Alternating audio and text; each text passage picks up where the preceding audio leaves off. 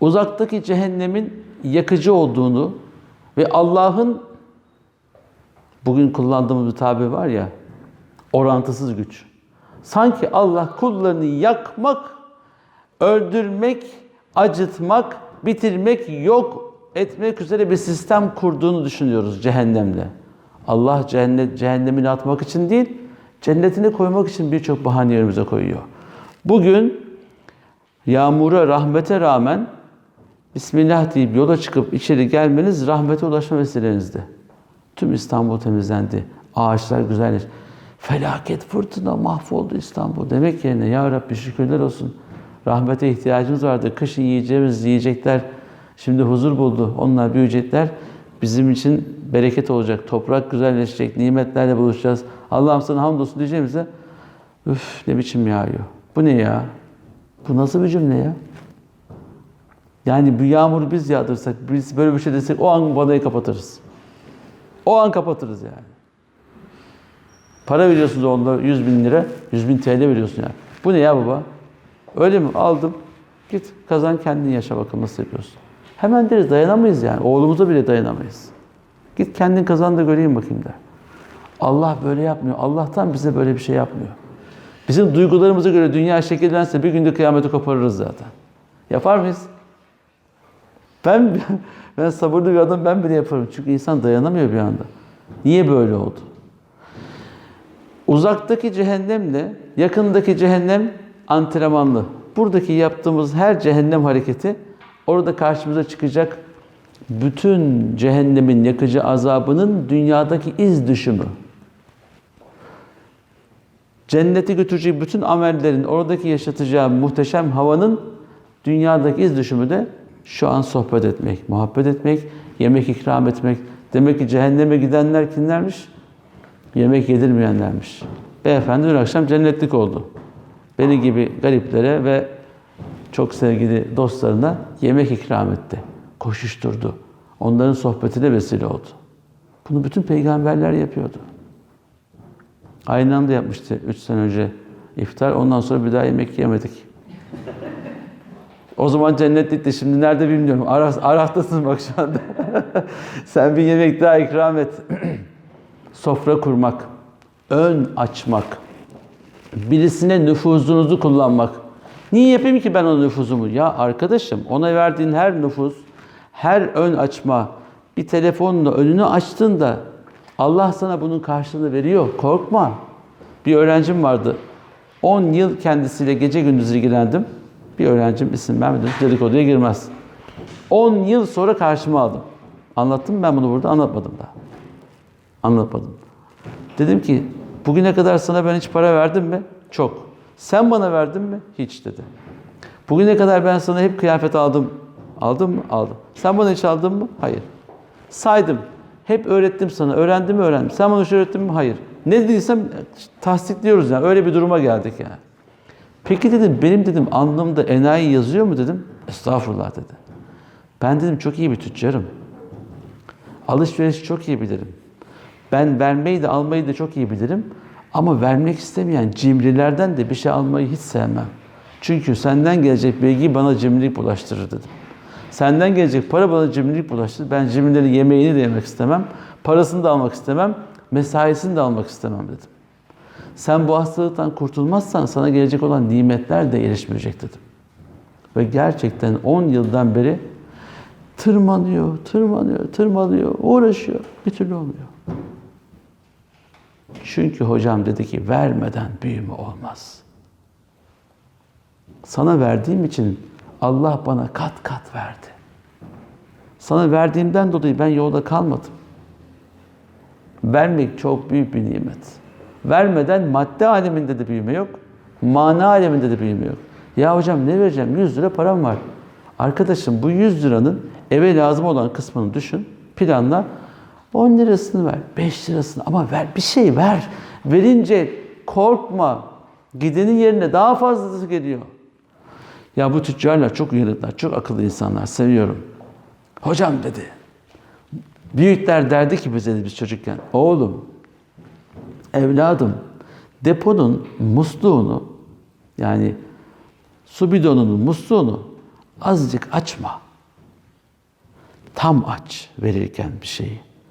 Sen buradan tam açtığında ana depodan gelen su daha bir tazyikle gelir. Korkma. Az az açtığın zaman tazyik gelmez. Sana da fazlası akmaz. Vermenin bahanesini düşünerek ticarete daldığımızda Allah daha fazla veriyor. Ama sadece kendinizi düşündüğünüzde bu sefer gelmiyor. Cenneti mi kazanmak istiyorsunuz? Cennete mi girmek istiyorsunuz? Anne babanıza vereceksiniz önce. O hususta hanımefendi ileride şu anda. Takip ediyorum insanları. Yüzü, gözü güzelleşen, hayatı dinginleşen, hesabı güzelleşen. Nasıl oluyor bakıyorum. Annesiyle babasıyla ilgileniyor. Etrafıyla ilgileniyor. Müslüman herkesle ilgilenendir. Müslüman, bak ilgilenmediğimiz insanlar kendilerini öldürdüler. Kim bilir ne yapmışlardır. Sen ne yaptın da acaba onlar kendini canına kıydı? Hani kaymakam? Hani STK'lar? Siyasetçilerin elini öpmekten, fotoğraf çektirmekten, yağ çekmekten, bir sonraki terfini düşünmekten bu insanları görmediniz. Niye? 3 tane, 5 tane oy. Ne gerek var? Olması da olur. Ben bunu kazanırım. Yeter ki kendi işimi halledeyim dedin. Allah yarın o terfiyi niye almadın diye değil, o insanın yanına niye gitmedin diye sana hesap soracak. Herkes böyle belediye başkanı olmak, makam sahibi olmak için böyle bir yarış içinde. Ben de onu falan. İşte filanca bak çok iyi falan bakan. İyi de bakabilecek misin ya? Bakabilecek misin? Konuşabilecek misin yurt dışından gelen heyette? He? Herkesin gece yattığında evet herkes tok, keyifle uyuyor diyebilecek misin? O kadar da ince değil. O kadar da ince. Komşusu açken tok yatan bizden değildir. Bunlar Peygamberimizin sözleri. Hazreti Ömer gece uyuyamazmış, kapı kapı dolaşırmış böyle. Herkes uyuyabildi mi diye. Aç var mı, açıkta olan var mı diye. Devlet başkanı olmak böyle bir şey. Şirketin patronu olmak, hava atmak demek değildir. Fabrikaya en erken gelmektir, en geç çıkmaktır. Hepsinin düğününe gitmektir. Hepsinin cenazesinde olmaktır. Hepsinin çocuklarıyla ilgilenmektir. Yapabilecek misin? Yapamayacaksan isteme. İsteme. Peygamberimize geliyorlar, ya Resulallah bizi de vali yap, bizi de görev ver. İsteme diyormuş. Sen yapamazsın. Yaparım ya. İsteme, sen yapamazsın. Yapamayacak adama vermiyor. Ama gözleri görmeyen Abdullah İbn Ümmü Mektum'u yerine devlet başkanı bırakıyor görevde. Kör bir insana, görmeyen adama devletin yönetimini bırakıyor.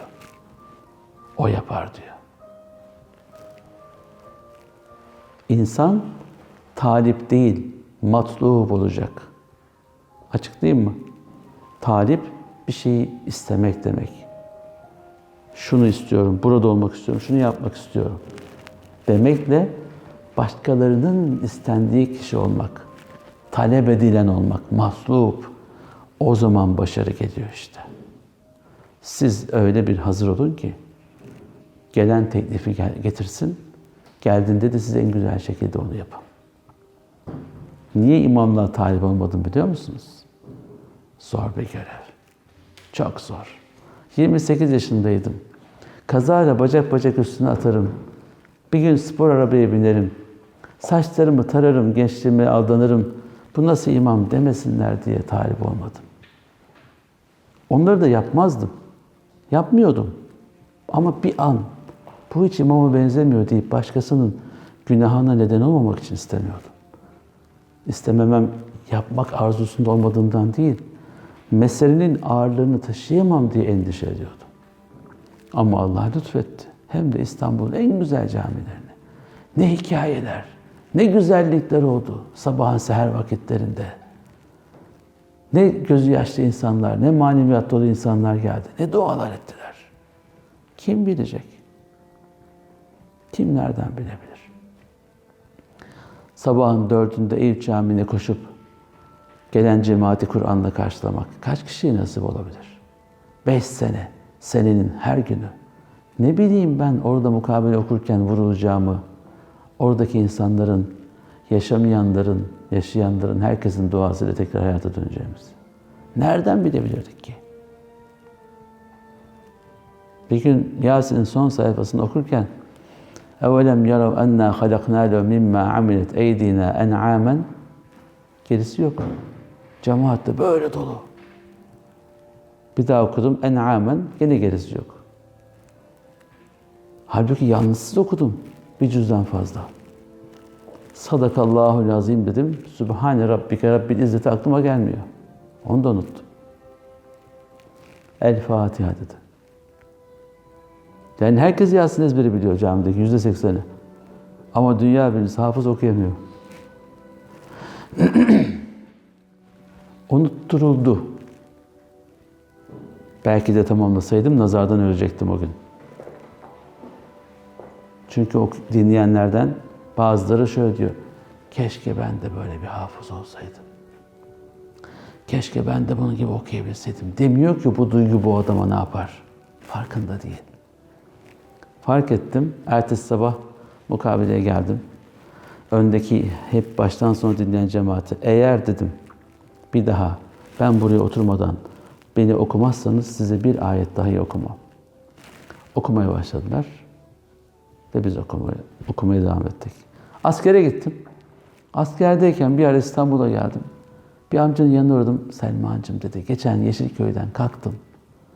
Anne, teyzenden müsaade istiyorum. Müsaade ederse Eyüp Sultan'a geliyorum dedi. Adam bak kalkıyor. Vallahi billahi o an kadınına sorduğu an cenneti kazanıyor bu adam. Müsaade eder misin? Gidebilir miyim diyor. Yengem biraz rahatsız. Ben yanında olunca kendini iyi hissediyor dedi. İnsanlık dersi aldık. Kitaplarda yazmıyor bunlar. Geldim baktım camide sen yoktun. Cami çok huzursuzdu. Ne olur dedi camiyi mahzun bırakma. Askerdeyken İstanbul'a geldiğimde bu amcanın yüzünden mukabele okumaya başladım. Bir de bir şey anlattı. Bir gün dedi sabah namazına camiye geldim Eyüp Sultan'a yine. Sen de mukabele okudun dedi. Allah razı olsun. Namaza durdun. Allahu Ekber. Namazın sonunda hikayeden de bir tane yaşadığım hikayeyi anlatayım. Amcanın ağzıyla. Namaz biterken Esselamu Aleyküm ve Rahmetullah dedim. Sağımda bir adam, sakallı, takkeli. Esselamu Aleyküm ve Rahmetullah. Aynı adam burada. Bir daha döndüm baktım. Aynı adam yine burada. Ayağımı cimcik dedim. Ben rüyada mıyım diye. Bir adam aynı anda bir saniyede nasıl bu tarafta olabilir? Baktım rüyada değilim, gerçek. Ayağa kalktım. Önce sağımdakiyle tokalaştım. Sonra solumdakiyle tokalaştım. Sonra bunlar yan yana geldi. Arkadaşlar siz ne kadar benziyorsunuz birbirinize. Efendim biz ikisiz demiş. Allah Allah. Eyüp Sultan'da mı oturuyorsunuz demiş. Yok efendim biz Adapazarı'nda oturuyoruz. İlk defa mı geldiniz? Yok her sabah geliyoruz demiş. Ben de Yeşilköy'den geliyorum ya, uzaktan geliyorum diye, o da benim gibi olmuş ya, uzaktan geliyoruz falan. Uzaktan geliyorum diye böyle kendi kendime böyle gururlanıyordum, mutlu oluyordum. Hani Adapazarı'ndan geliyorlarmış ve her sabah geliyorlarmış. Allah Allah! Her sabah niye gidiyorsunuz o kadar yolu diye sordum kendilerine. Hafızım, bana ne dediler biliyor musun dedi. Ne dediler amca dedim. Parmağıyla şöyle mihraptaki genç hafızı gösterdiler. Bu hafızı dinlemeye geliyoruz dediler. Hadi beni boş ver dedim. Ben Yeşilköy'den geliyorum. Bunlar ta Adapazarı'ndan geliyor. Aman hafızım, sabah mukabeleyi oku da onlar da Kur'ansız kalmasın. Biz de kalmayalım, camide kalmasın dedi. Bu kadar yoldan gelen bir insanın duasının kabul olma şeklini çarpanlarını düşünebiliyor musunuz? Şuradan yukarıdan aşağı yürürken bir kadının bir ekmek parası bulsam da evime ekmek götürsem derken kapıdan tesadüfen sizin çıkıp şöyle baktığında ona bir şey vermeniz gerektiğini size veren kim bu duyguyu? Allah. Vermediğinizde o kadının durumuna bir gün mutlaka düşüyorsunuz. Ve bir gün siz de başkasının elinden bir şey alıyorsunuz. Hiç dilencilerle konuştunuz mu? Eskiden ne iş yapıyordunuz diye, neyin vardı diye. Tavsiye ediyorum, bir gün bir dilenciyle konuşun. Dilenmek hayatın en zor işidir. Ama geçmişte Allah versin, koca kadınsın, koca adamsın, git çalışsana diye akıl vermiştir. Ama gidecek kapı bulamazsın. Her kapıdan kovulursun. Allah sana verdiği nimetleri sen yiyesin diye, biriktiresin diye değil, başkalarına dağıtasın diye de verdi. Kur'an-ı Kerim'in en sonunda Hümezeh diye bir sure var. 3 satır. Okumanızı tavsiye ediyorum. Cehennemlikleri çok güzel anlatıyor. Estağfirullah. وَيْلٌ لِكُلِّ هُمَزَةٍ لُمَزَةٍ. Böyle kaş göz hareketi yaparak, el hareketi yaparak, yüzünü değiştirerek insanları alaya alanların vay haline diyor. اَلَّذ۪ي جَمَعَ مَالًا وَعَدَّدَهُ. Mallarını da biriktiren, tapu, para, altın, böyle her gün sayıyor. Kaçtı dur bakayım. Yerlerini koyayım. Hepsi benim. Tamam. Bunları yapanlar diyor. Ve çok malım var, param var deyip ötekilerini böyle küçük küçük verenler. Onlar insan mı ya falan. Onlar parya diyenler. يَحْسَبُ اَنَّمَا لَهُ اَخْلَدَ. Zanneder ki malı onu ölümsüzleştirecek. Yok mu böyle insanlar etrafımızda? Var da bizim de olma ihtimalimiz var. Hastalık bir anda gelir bulaşır. Hiç anlamazsınız. كَلَّا لَيُنْبَدَنَّ فِي الْحُطَمَةِ. Onlar, hayır, onlar mutlaka cehenneme atılacaklar. Ateşin içine atılacaklar. وَمَا اَدْرَاكَ مَا الْحُطَمَةِ. Hutama nedir bilir misin diyor Allah.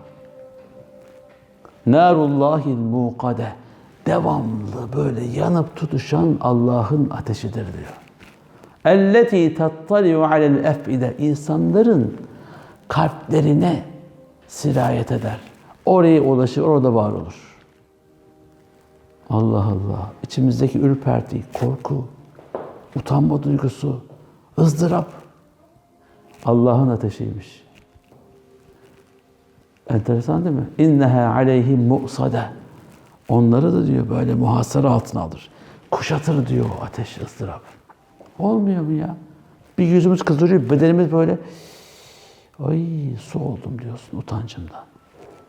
Nasıl oldun su? Bir saniyede. Fî amedin mumeddede. Böyle upuzun cehennemdeki direklerin sütunlar halinde olduğunu örnek veriyor. Ne yine? Alaya alarak, param var diyerek. Çağın en büyük hastalığıdır bu. Var olan bütün değerlere teşekkür etmek ve verilen bütün değerleri başkalarıyla paylaşmak cennet vesilesidir.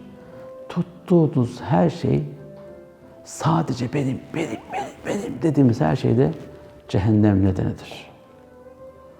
Allah aşkına bütün değerlerinizi hatırlayın. Şöyle bir gözden geçirin. Sağlık, sıhhat, afiyet, araba, ev, çoluk, çocuk, anne, baba, arkadaş, sevgili, dost, arayacak bir telefon, arayacak bir arkadaş. Hepsi nimettir. Bu nimetleri güzelce tüketin. Bitirmek üzerine tüketmek değil, var etmek ve büyütmek üzerine tüketin. Bugün kafamda çok şey hayal ettim. Cennet ve cehennemle ilgili. Ama sohbet başka yerlere gitti. Kimin yüzünden? Sizin sayenizde, yüzünden demeyeyim. Herkesin bir yolculuğu var şu anda kafasında. Şöyle kafanızdan uçuşanları toplayıp şuraya bir ekrana yansıtsak, hepinizinki benim anlattıklarımdan çok daha kıymetlidir. Ümrenin sonunda bir gün mikrofonu ümre yapanlara verdik. Hepsi bizden daha güzel konuştu. Hepsi öyle güzel bir yolculuk yapmış ki, hepsi o kadar güzel cümleler kurdu ki, bizim 5 günde anlattığımızı 10 dakikada özettiler. Hatta daha da anlamlı oldu. Herkes bir yolda, herkes yolunu bulma yolunda ama herkes ansızın yoldan çıkma halinde. Ben de en baştayım. Çünkü benim her sapıttığım an katmerde yazıyor. Sizin bilmediğiniz noktalarda size var olanı yazarlar. Sen de mi? Sen de mi? Bilmiyor musun? Biliyorum. Bile bile nasıl yapıyorsun? Benim hesabım başka türlü olacak. Onun için çok fazla bilmek istemiyorum arkadaşlar. Çok bilince sorumluluk daha fazla oluyor. Onun için çocukları çok seviyorum. Tertemiz. Az biliyorlar. Ama en temizini onlar biliyor. Çünkü günahsızlığı yaşayarak biliyorlar. Öyle değil mi? Emir'in hali nasıl? Emir şu kadar. Hiç günah yok ki. Zıplıyor. Yükü yok, ağırlığı yok. Ve günahsız olduğunu farkında olduğu için de o kadar rahat ki. Biz ne yapıyoruz? Şşt, kalk, toparlan, adam zaten tertemiz, günah yok ki. Sen ne ona şekilde düzen veriyorsun? Sen kendine bak. Onun namaz mesuliyeti yok. Zekat mesuliyeti yok. Zekatını vermeyen herkes cehennem yolcusudur. Varsa. Yoksa ne yapacaksın? Vermiyor adam, önce malını heder ediyor. Malını yakıyor. Evi yanıyor. Fabrikası yanıyor. Durup dururken arabası yanıyor. Din, bütün dünya ve ahirete dair kurallar bütünüdür. Ama iyilikler üzerine kurulu bütündür. Günah yapsın da Allah yazsın diye kurulan bir sistem değildir. Onun için marifetli insan kimdir biliyor musunuz? Bu çağda vaktini en düzgün şekilde kullanandır. Bugün annenizi, babanızı, hayatta olanları aramadıysanız lütfen şuradan çıkmadan kısa bir telefon görüşmesi yapın. Çıkmadan. Önce onları arayın. Ondan sonra sevdiğiniz arkadaşları arayıp hayırlı cumalar, bugün sana dua edeceğim deyiniz. İnanın şu lafı diyecek içinden. Benim için dua eden bir arkadaşım var ya. Birisini aradığım zaman diyor ki hayrola ne işin var gene? Dedim sen iş bitirici bir adam olmasan seni aramam ki. Ben menfaatime düşkün bir insanım. Senin de faydan olacak, benim de faydam olacak bir teklifi yapmak üzere yanına geldim veya telefonu açtım. Beyefendi dün akşam kapıdan çıkarken bir üniversitenin rektörüyle başka bir ilçenin belediye başkanının fırsatlarını onlara hatırlattı. O teklif edemez, bu da biz size talip olun diyemez. Bir mabeyinci lazım, mabeyinci. Akıllı insan doğru aracılık eder. Kız erkeğin evlenmesine, iki şirketin şirket evliliğine, öğretmenin öğrenciyle buluşmasına. Bir öğretmen öğretmenliğini güzel yaparsa öğrettiği insanın cenneti olur. O öğrettiği insan da onun cennet vesilesi olur. Ama aynı öğretmen kötü öğretmenlik yaparsa, öğretmenliği yapamazsa o insanın cehennem nedeni olur. Niye? Bilgiden kaçar, okuldan kaçar. Okumayacağım diyorsa bir adam toplumun içerisine atılmış bir bombadır. Kim neden oldu? Öğretmen oldu. Bir öğrenciyi böyle okuldan atıyorlardı. Toplantıya gittim. Bunu niye atıyorsunuz? İşte atıyoruz. Bu adam hayatı boyunca bu okula ve okuyanlara düşman olacak biliyor musunuz? Ama ne yapalım? Hocam dedim suçlu sadece talebe değildir ki. Talebeye ders veren hocada da suç vardır. Kendimizi arayalım. Ben de öğretmenlik yapıyorum. Siz de yapıyorsunuz. Kazanalım bu arkadaşı. Okulu bitirsin dedim.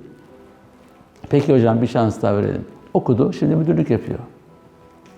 Bir dokunuş. Bir fırsat daha. Bir fırsat daha vermek. Size hiç fırsat verilmedi mi? O fırsat ne biliyor musunuz? Sizin cennet fırsatınız işte. Ya düşüyor ya. Düş lan düş. Düşüyor işte. Çelme çakıyorlar. Düşüyorlar adamlar. Yahu adamın düşmesini seyredeceğine adamı kaldırsana. Sen yakala adamı. Bizim dinimiz düşeni kaldırmaya gelmiş. Düşenleri kaldırmaya gelmiş Peygamberimiz. Onun için yetim, fakir, kimsesiz, öksüz, anasız bir babasız bir insanı Allah peygamber yapıyor ki herkesin halinden anlasın diye. İlla anne babayı kaybetmek mi lazım? Farz edin ki yok. Yalnızsınız bu dünyada. Hayat tersine dönüyor. Biz onlara hizmet etmek durumundayız. Kur'an diyor ki iyilik yapacaksanız önce anne babanızı yapacaksınız. Sonra yakınlara, insan en çok kırıldığı kimse kimler oluyor? Akrabası oluyor. Çok ağır geliyor vermek. Ama Allah da verin diyor. Peygamberimizin kendi amcası onun baş düşmanıydı. İnanmayın yalancı bu sihirbaz diyordu. Amcanız sizin önünüze geçti. Tam böyle parti çalışmaları yapıyorsunuz, siyaset yapıyorsunuz. Amca geliyor diyor ki bu yalancı ya benim yeğen diyor bu. Yalancı yeğen diyor. İnanmayın buna. Ne yaparsınız o amcayı?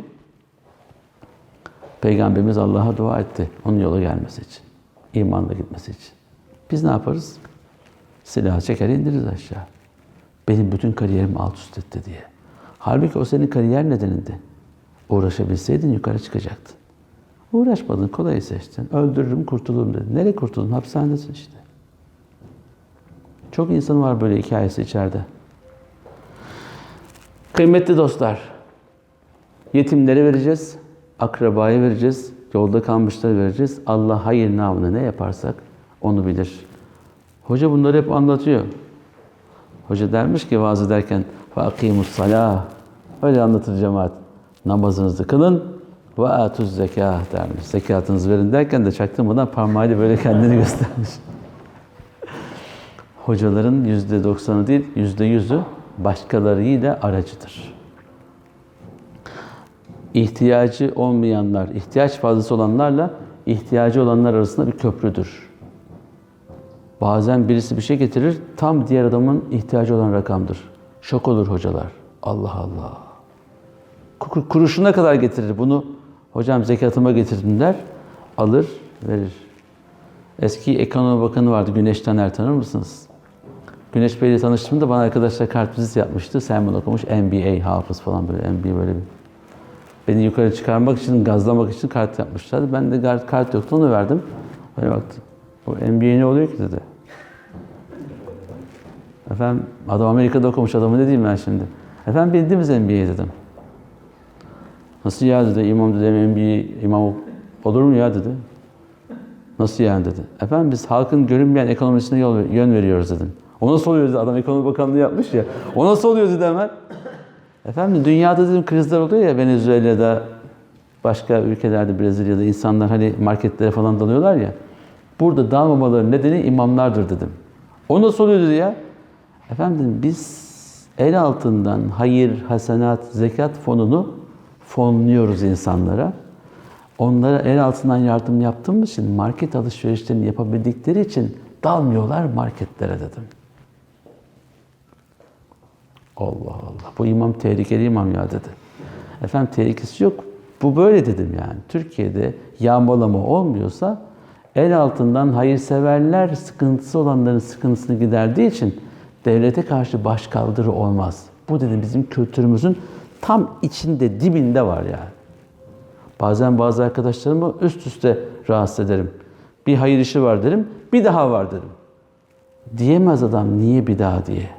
Çünkü ben onun aracısıyım sadece. Ha ne faydam var? Aldığımın aynısı kadar sevabı ben de geliyorum. O adam 1000 veriyor. 1000 lira da ben vermiş gibi oluyorum. Ha ben de veriyorum ona. Şimdi birisinden bir şey istiyorum. Adam isteyince böyle bir garip oluyor. Ya diyorum eğer diyorum ihtiyaç olursa senin de tanıdığın birilerine bana da söyle, ben de sana bir şeyler vereyim kime ne lazımsa. Zannediyorlar ki sadece alıyoruz, hiç vermiyoruz. Halbuki biz sadece bir aracıyız. Tek faydamız var. Aracılık hizmetinden %100 faydalanıyoruz manevi olarak. Ne kazanıyorsa verenler aynısı bize de yazıyor. Siz de bu aracılıkları yapın. İyilik yapmadın ki başıma bela gelmesin lafını kullanmayın. İyilik yaparsanız Allah sizi korur ve Allah iyilik yapanları sever diyor. Kötülük yapan çok zaten. İyiler arasına yazdırmak maharet, marifet.